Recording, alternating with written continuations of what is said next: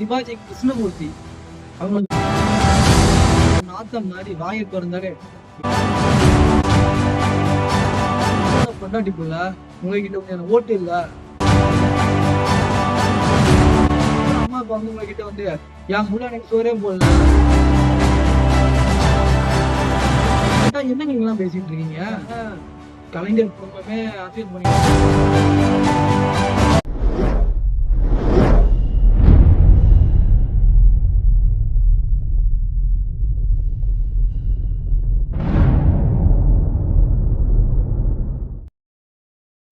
Hi viewers, எல்லாருக்கும் வணக்கம்.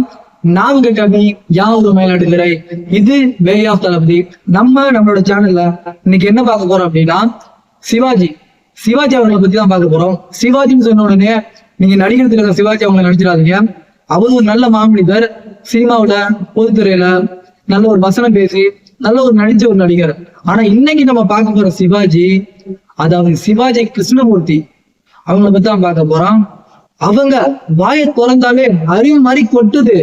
என்னது கொட்டுதுன்னு பார்த்தா சாக்கடை நாத்தம் மாதிரி வாயை திறந்தாலே வெறும் ஆவாசா கொச்ச வார்த்தை மட்டும்தான் இந்த சிவாஜிக்கு. சரிங்களா? இவர் என்ன பண்ணிட்டு இருக்காருன்னா, ஏங்க இது மாதிரி தப்பு நடக்குது, இது மாதிரி கூட எல்லாம் நடந்துகிட்டு இருக்கு அப்படின்னு உங்களை பார்த்து கேட்டா அவரு உடனே உன் பொண்டாட்டிக்கு ஓட்டு இருக்கா, உன் பிள்ளைக்கு ஓட்டு இருக்கா? இதுவா கேள்வி? கேள்விக்கு இது பதிலா சொல்லுங்க. கேட்ட கேள்வி இது மாதிரி பிரச்சனை நடந்துட்டு இருக்கு இந்த நாட்டுல, இந்த மாதிரிலாம் நடந்துகிட்டு இருக்கு அப்படின்னு சொல்றாங்க.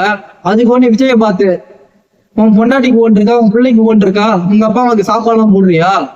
விஜயோட பொண்டாட்டிக்குள்ள உங்ககிட்ட கொஞ்சம் ஓட்டு இல்ல, விஜய் இது மாதிரி பண்றாரு அப்படின்னு உங்ககிட்ட சொன்னாங்களா? சொல்லுங்க.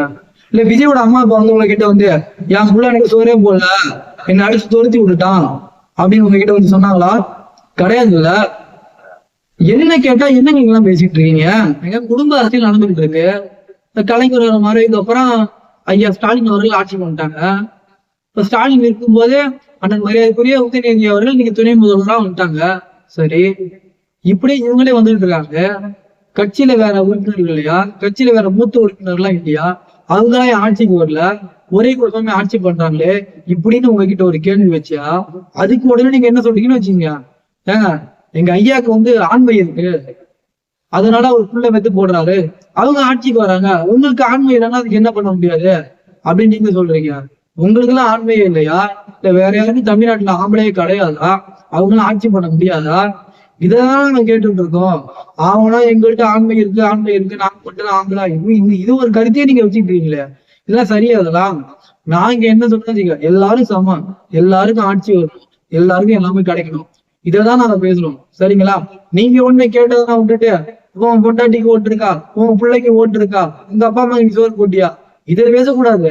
இவங்க எல்லாம் ஒன்றும் சொன்னாங்களா, ஐயா சிவாஜி கிருஷ்ணமூர்த்தி அவர்களே எனக்கு வந்து ஓட்டு இல்ல, எனக்கு ஓட்டு இல்ல அப்படின்னு சொன்னாங்களா? விஜயோட அப்பா அம்மா கிட்ட வந்து என் பிள்ளை எனக்கு சோறு போடல, பட்டினியை கிடக்குறா இப்படின்னு சொன்னாங்களா? நாட்டுல இன்னைக்கும் மழையில வீடு இல்லாம எத்தனையோ பேர் தவிச்சுக்கிட்டு இருக்காங்க, எத்தனையோ பேர் சாப்பாடு இல்லாம கஷ்டப்படுறாங்க. இவங்கள நீங்க போய் பாக்கணுங்க, இவங்களை பாக்கணுமே. இதுதானே ஆட்சி நடத்துறீங்க.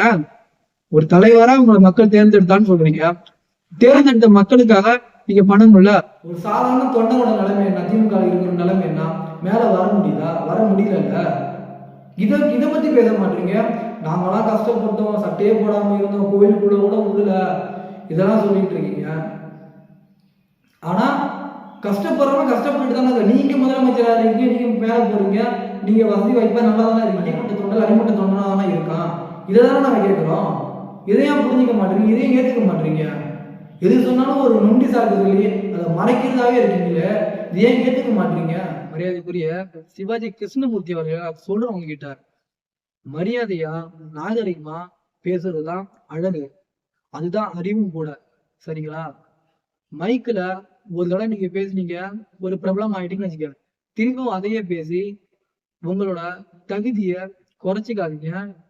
ஒரு தெளிவான பேச்சு, நீ நல்ல பேச்சாளர் இருந்தா மேடையில ஆபாசம் இல்லாம அழகா தெளிவா பேசுங்க, அதை வரவேற்போம். ஆனா அப்படி கொச்சையா அசிங்கமா கேவலமா பேசாதீங்க.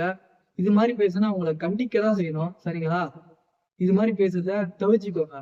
திமுகல கலைஞர்லாம் ஒரு சிறந்த பேச்சாளராக இருந்தாங்க, ஒரு எழுத்தாளராக இருந்தாங்க. அவங்க பேச்செல்லாம் கேட்கலாம். ஆனா அவங்களோட பேச்செல்லாம் கேட்க முடியல. காது கூசுது. இப்ப வீட்ல பொது இடத்துல உட்கார்ந்து வீட்ல எல்லாரும் முன்னாடி நீங்க பேசுறதெல்லாம் கேட்டா ஒரு மாரி கூசுது அப்படியே. யாருப்பா அவரு இப்படி பேசுறாரு? இந்த அளவுக்கு பேசுறாரு அப்படின்னு ஒரு மாரி அருவருப்பா இருக்கு. உங்க பேச்சு அருவருப்பா இருக்கு. சரிங்களா? இப்படி பேசுறத ஃபர்ஸ்ட் குறைங்க. உங்க கட்சிய நீங்களே மேலும் மேலும் மேலும் மேலும் கேவலப்படுத்தி கொச்சைப்படுத்தாதீங்க. சரிங்களா? தளபதி விஜய் அவர்களை பற்றி கொச்சையா, கேவலமா, ஆபாசமா பேசின திரு சிவாஜி கிருஷ்ணமூர்த்தி அவர்களுக்கு தாவேகா சார்பில கண்டனத்தை தெரிவிக்கிறோம். தொடர்ந்து நம்ம சேனலை சப்போர்ட் பண்ணுங்க. நண்பா, நண்பிகள், தோழி, தோழர்கள், கழக உறுப்பினர்கள், மக்கள் நம்ம சேனலுக்கு சப்போர்ட் பண்ணுங்க. 2026ல ஒரு பெரிய ஆட்சி மாற்றம் தளபதி அவர்களால வரும்னு நம்புறோம். 2026ல களத்துல சந்திப்போம். நன்றி, வணக்கம்.